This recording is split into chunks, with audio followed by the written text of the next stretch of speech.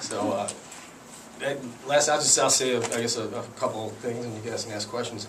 Last night was a very special night for everybody involved, for the city of Cleveland, all the fans, supporters of the franchise. I'll tell you what, it's been a rough year, and it's been grueling and tiresome and painful. But having this lottery come out the way it is, will be two big blocks in the rebuilding of the franchise. And when you combine that with injured players coming back, and our coaching staff being around another year, and Byron Scott and all he brings, and all of it his assistants bring, and some of the injured players coming back, trade exception, and what other tricks Chris Grant may have up his sleeve, could be good times ahead. It should be good times ahead for the Cavaliers. And I'll say something else. So last night, it was also a great moment, obviously, for my son and for Children's Tumor Foundation, which we raised $70,000 through Twitter and Facebook, which is pretty amazing, so far, anyway. And all that coming together was a very, very special night. I'm very, very proud of him, proud of the entire city and the franchise and everybody else for hanging in with us, because if there's anything and anybody that deserves good times, it's this city. And the support that the fans and the support that the people here gave us is overwhelming, and I think kept the franchise going. It really did. It just kept all of our people going. It kept, whether you were in sales or ticketing or even the maintenance guys, as I was walking in here, they were tearing it down. I mean, they're pumped up. So, it's not going to be a panacea, I don't think. I don't think one player, ever is a panacea, as we all found out. I think it takes a team to make it happen, and we're going to sustain this for the long term and hopefully build a great, solid franchise that competes every year here. Did it feel different coming in today? I mean, was there obviously you're still flying high a little bit, but did it feel different? Yeah, actually, I was flying. Actually, we couldn't land in Cleveland yesterday. I had to go back to Detroit, and then I wake up and fly back here this morning. So I've been doing a lot of flying. But yeah, it did. It's just a great feel. It's sort of a lot of weight lifted off of the shoulders for everybody here. And we just need hope. We need hope and optimism for the future, and I think this really gives it to us. I think there's some great players at the top of this draft, and our front office thinks so too. And it won't be, again, an overnight thing, because I think it's going to take a team in the long term, or the medium term anyway, to build a real solid franchise that competes every single year. But we certainly learned lessons from the past, and we're going to deploy those into the future, all the things that we learned, and just go forward here. It was a little surreal when it all happened. I mean, you're up there, proud owner, proud dad, and all this happens at once. It was just crazy. I'll tell you, the one thing I didn't realize about the lottery is that they go so fast. I forgot that 14, 13, 12. So you're sitting there going.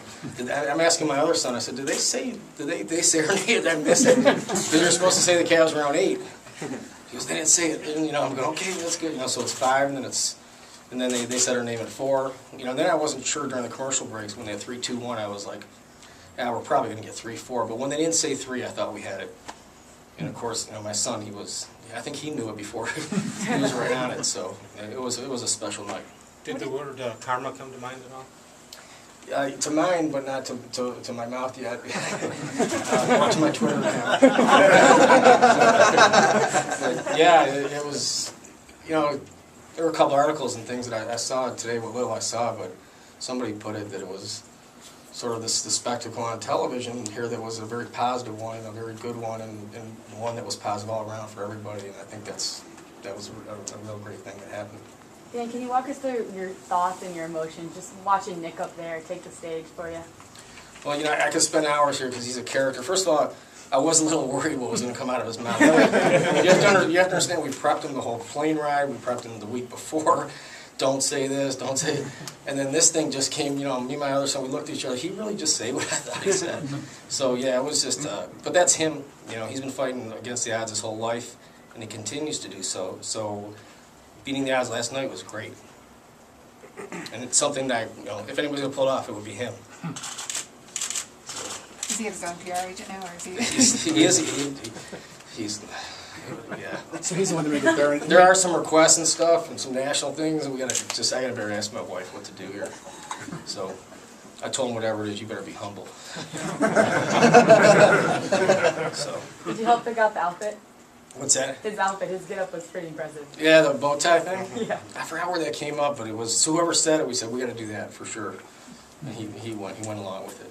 Has Letterman called or anything? Not quite, no, not Letterman. Who'd you hear from today, Dan? Did you hear from Gordon Gunn or anybody else? I had a speaking thing down at Westlake for a company, so, and we got in at like 2 in the morning, and so I haven't really seen that much yet, but we'll get caught up here soon. Hey, I know you watch a lot of hoop in your own time. What are your impressions of Kyrie Irving? Because I know you've watched him.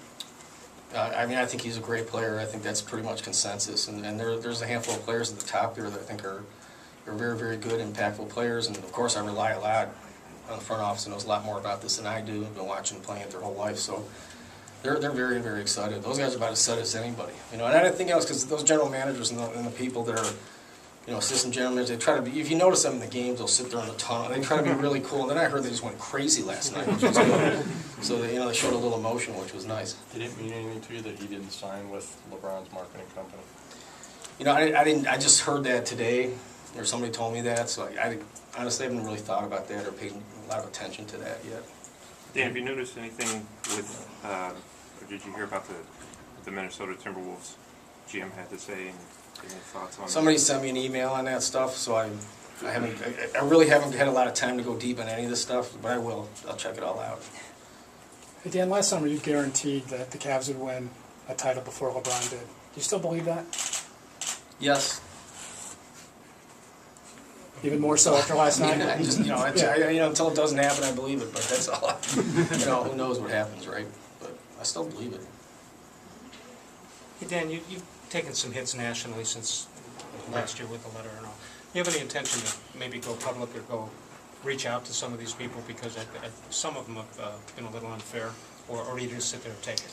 I really try not to read everything and anything that comes my. Sometimes people email you stuff, so even if you don't go out and seek it, you'll see it.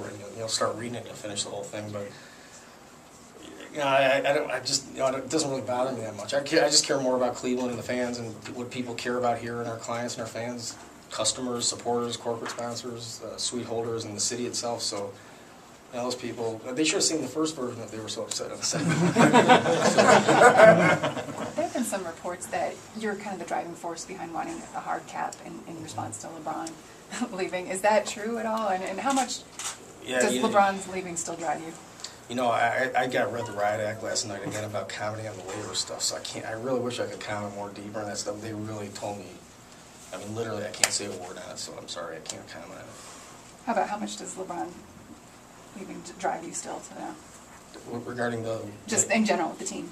Not a lot. It really does. We'll kid around, we'll joke around about stuff, but we really are just focused on the future now. And I think last night sort of, put an end to any even last lingering thoughts. This franchise now is really positioned well, and hopefully we'll all see the day here. We're competing again soon. That's all you can ask for. Have you heard from your salespeople at all? Has there been any? I just asked Kerry on the way just now, 2 seconds ago. Kerry, how's the thing going? Good? Great. A lot better, I hope. That's good. So do you think this will help you in that regard, the new season tickets? Or I think it should certainly, it's got to help, right? It's got to give more hope and support. Things were going pretty good, though, before, all considering. That's just the way Cleveland has been and the support that they've shown. Now you took Cribs and Hayden with you. It seems like there's a changing mentality in Cleveland, among the professional sports teams, just the unselfish player and the hometown guy. How important was it that they were there? It was great. Those guys are great. I've gotten to know them in the last, 6 months more than ever, and they're fun guys. They're exciting. They're excited to be there, and they were as happy and pumped up as anybody was. And then they flew back and got stuck in Detroit and ended up playing cards last night. But I think they did pretty good. So. Hey, Dan, has it been tough watching the playoffs? Have you been watching much? Yeah, no, I've been watching a little bit. You miss it because it's the first year of franchise since we've owned. It's our first trip to the lottery. Yeah. So it's different for sure. And you wish you were there and you wish you were playing. And hopefully next year we can compete to get there. Did you get to talk to Kyrie at all last night? Yeah, I met him and his father. Great people. What were your immediate impressions? Great people. Both him and his father. You just one of these guys that you just immediately know is a character guy and a great guy. And that's what the word is and all the intelligence is. So has that become an even bigger issue after the events of last summer? I think it was always an issue with us and our culture and our franchise and also the way we run businesses and everything. So I don't know if it was was new or different, and that affected it. But I mean, I think you see throughout these playoffs here in the NBA or in the NFL or anything that, I mean, the vast majority of teams that win do have that team component. Actually, I was talking to the two guys, Hayden and Cribbs, about this, and they were telling me, on an NFL team, how you have all these guys come from different walks of life, and how they're all talented, but just how that team meshes is just it was shocking to me. It was almost bigger from the players' perspective than people from the outside of how big that component is. And they were going on and on about it, but it is a critical, sort of non-measurable component to the whole thing.